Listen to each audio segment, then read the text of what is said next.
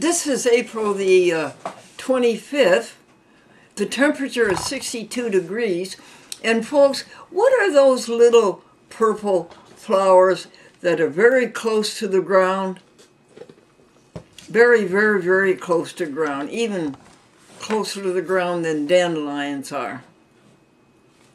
And people are seeing all kinds of colors and shapes and designs, and very practical things are going on. New flowers are being born all the time. And Carol and I think that we have some jokes for you. Okay, the first one is sports. Sports. The young college co-ed was asked, what kind of sports do you like best? And she says, the kind who spend their money and go home early. Next is cookies. Cookies.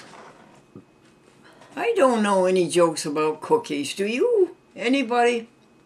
Cookies. Nope. Dog to school. A little boy and his dog would walk to school every day, and then they would walk home in the afternoon together. And all the people in the town thought this was so endearing. But one day, folks, it came to an end. The dog graduated.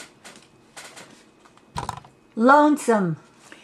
A daddy picked up his son from summer camp, and he said, did any of the children get lonesome or homesick? And the boy said, yes, the ones who had dogs. Windshield. If they can make a car that talks, and if they can make a washing machine that talks, if they can make a bathroom scale that talks, then they ought to be able to make a car where the windshield won't hold a parking ticket. Causes rain? Daddy, what causes rain? A cold front, high pressure areas, and the first day of your vacation. Bank robber. What was that one, please? Bank robber? Bank robber. To the bank teller. One peep out of you and your geography. Well, don't you mean history? Don't change the subject. Blended coffee? What is it a blend of? The customer asked the waitress. And she said, yesterday's and today's. And Whiskey River. The preacher got very enthusiastic, and he said, if I had my way, I would take all of the whiskey and pour it into the river. I would take all of the beer and pour it into the river. And then the next hymn that they all sang was, we'll gather at the river.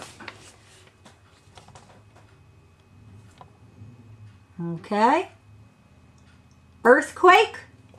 An earthquake was reported to be on its way in California, and the couple sent their young son deep into the interior with an uncle where he would be safe. In no time at all, they got an email that said, I'm returning the boy, send the earthquake. Okay, that's it. Well, good, honey. And we have words for this week, this new week, and the first one is Achilles tendon. Yes. Do you know why that is, folks?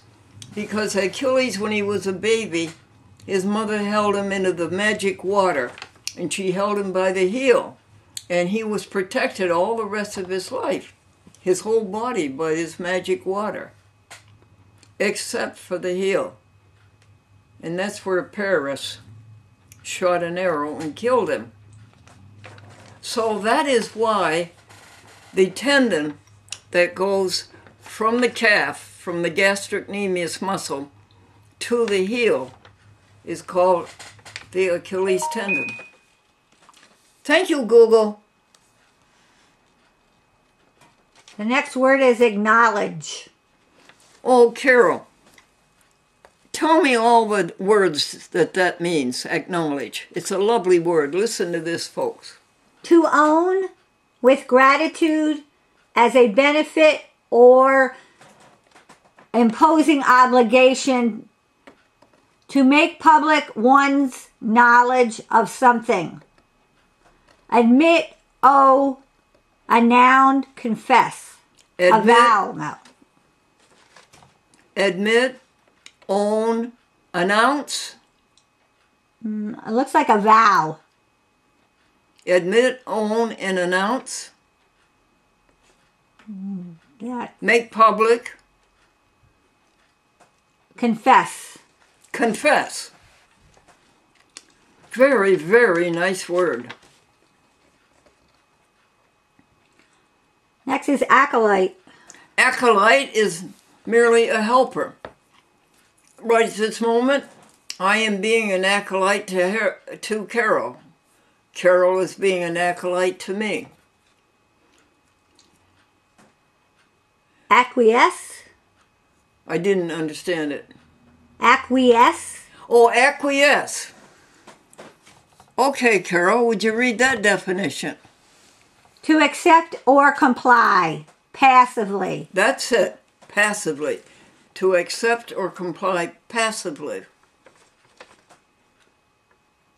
Acquirement. Acquirement. That's something that you don't have natively and that you have to work on to get. What is that definition, Carol? Personal qualities or resources achieved by endeavor. Yes, yeah, acquirements. I have a lot of acquirements that I would like to have. Thank you, Leafy Cat, and thank you, Marion Alver, for these pink gloves. Do you have the article from the Advertiser? Yes. Good. Glendora Vegetarian Club, April 21st issue. Should Glendora discontinue public access television? Why? Glendora is 93 years old and creating 4 half-hour shows every 2 months for 75 TV stations from Boston to San Diego is a challenge as to time and money. But at this time, when public access television may be teetering, it may look bad for the world's longest running and still going public access station to capitulate. Building a Glendora public access network consumed thousands of hours of money and travel.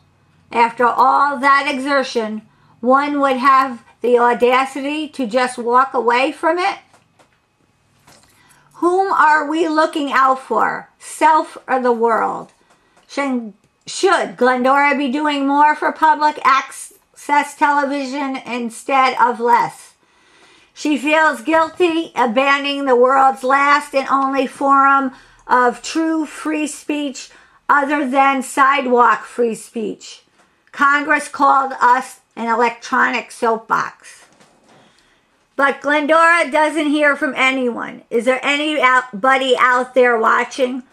The last time we heard from a viewer about public access TV show was in November 2021, when daily on YouTube, Facebook, and Twitter, she hears from 10 or more people. Should Glendora dare to walk away from an institution so beloved by Americans as First Amendment speech? Would her discontinuing her public access TV show hurt or harm her beloved 75 stations and their operations in any way? Public access television is a grand and heavenly creation. To weaken it in any way is not tolerable.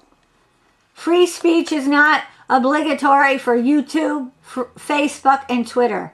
There are no renewals on YouTube that take hours and hours, and no local sponsorships on YouTube that take hours and hours. What do you think, folks? Please let me know. Grace and peace.